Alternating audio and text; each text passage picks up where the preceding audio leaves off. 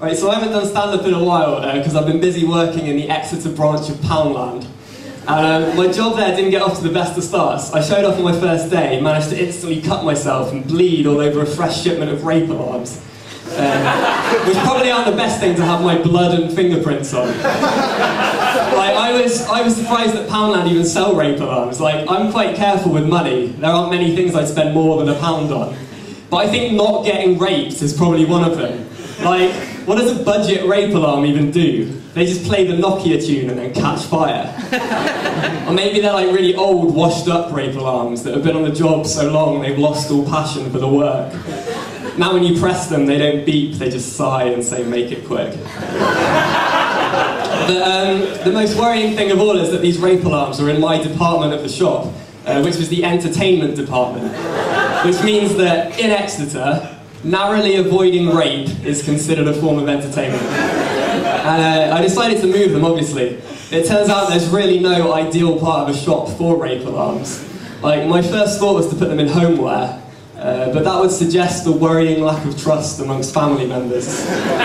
Like everyone's got one at the breakfast table, just in case. I thought maybe put them in DIY, but that would almost seem like advice to the rapist. So I mentioned this to my boss, and he said, just stick them in seasonal, which is terrifying, because that means that there's a rape season, which comes but once a year.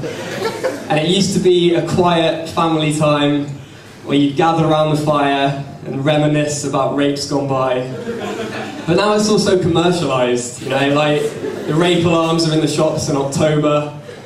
It almost feels like we've forgotten the true meaning of rape.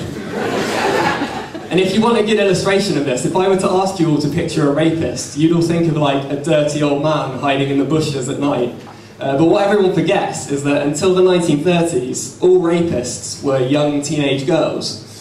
Right, they were young teenage girls, they wore brightly coloured clothes, and they only came out in the daytime. And then what happened was, during the rape season of 1931, the Coca-Cola company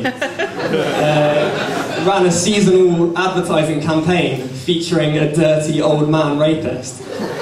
And that image became so deeply embedded in people's minds that within the space of a generation, everyone had forgotten that it was ever from an advert.